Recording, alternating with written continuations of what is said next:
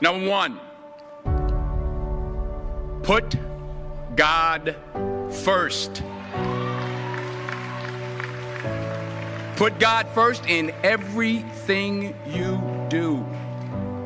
Everything that you think you see in me, everything that I've accomplished, everything that you think I have, and I have a few things, everything that I have is by the grace of God. Understand that. It's a gift. 40 years ago, March 27th, 1975, it was 40 years ago, just this past March, I was flunking out of college. I had a 1.7 grade point average. I hope none of you can relate. I had a 1.7 grade point average. I was sitting in my mother's beauty shop. They still call it beauty shops now? What they call it now? Yeah, I was sitting in the beauty parlor. I was sitting in my mother's beauty parlor, and I'm looking in the mirror, and I see behind me this woman under the dryer. And every time she looked up, every time I looked up, she was looking at me, just looking me in the eye. And I didn't know who she was, and I said, she said, somebody give me a pen, give me a pencil. I have a prophecy. March 27, 1975, she said, boy, you are going to travel the world and speak to millions of people. Now, mind you, I was flunked out of college.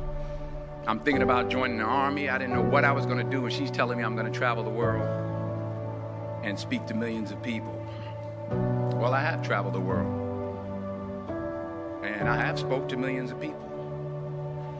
But that's not the most important thing, the success that I had. The most important thing is that what she taught me and what she told me that day has stayed with me since. I've been protected. I've been directed. I've been corrected. I've kept God in my life, and it's kept me humble. I didn't always stick with him, but he always stuck with me. So stick with him in everything you do. If you think you want to do what you think I've done, then do what I've done and stick with God. Number two, fail big. That's right. Fail big. Today's the beginning of the rest of your life, and it can be very frightening. It's a new world out there. It's a mean world out there, and you only live once. So do what you feel passionate about. Take chances professionally. Don't be afraid to fail. There's an old IQ test, was 9 dots, and you had to draw 5 lines with a pencil within these 9 dots without lifting the pencil. The only way to do it was to go outside the box. So don't be afraid to go outside the box. Don't be afraid to think outside the box. Don't be afraid to fail big, to dream big. But remember, dreams without goals are just dreams, and they ultimately fuel disappointment. So have dreams, but have goals.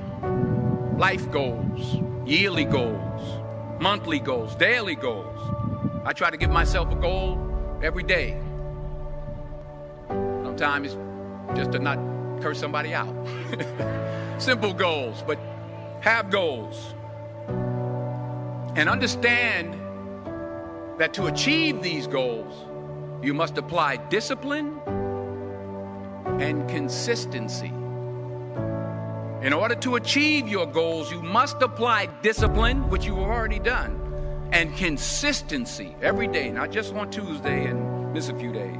You have to work at it every day. You have to plan every day. You've heard the saying, we don't plan to fail, we fail to plan.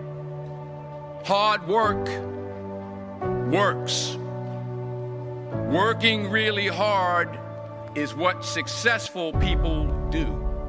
And in this text, tweet, twerk world that you've grown up in, remember, just because you're doing a lot more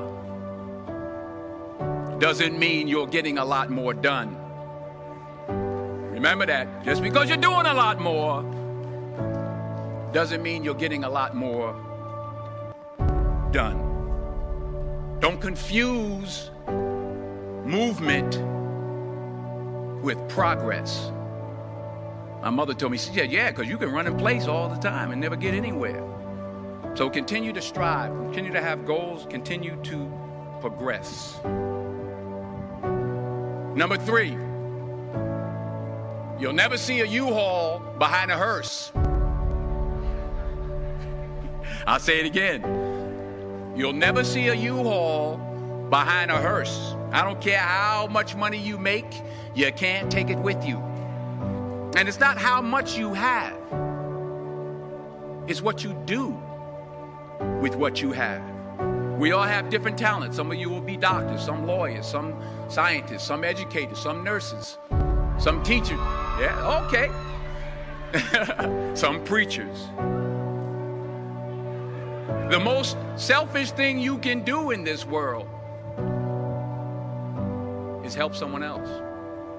Why is it selfish? Because the gratification, the goodness that comes to you, the good feeling that I get from helping others, nothing's better than that. Not jewelry, not big house I have, not the cars, but it's the joy. That's where the joy is, in helping others. That's where the success is. Finally, I pray that you put your slippers way under the bed tonight, so that when you wake up in the morning, you have to get on your knees to reach them. And while you're down there, say thank you for grace. Thank you for mercy. Thank you for understanding. Thank you for wisdom. Thank you for parents. Thank you for love. Thank you for kindness. Thank you for humility. Thank you for peace. Thank you for prosperity.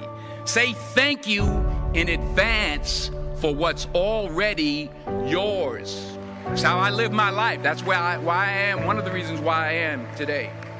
Say thank you in advance for what is already yours. True desire in the heart for anything good is God's proof to you, sent beforehand to indicate that it's yours already. I'll say it again.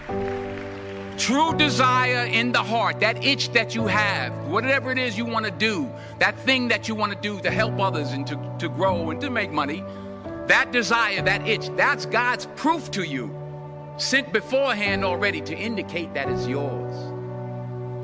And anything you want good, you can have. So claim it.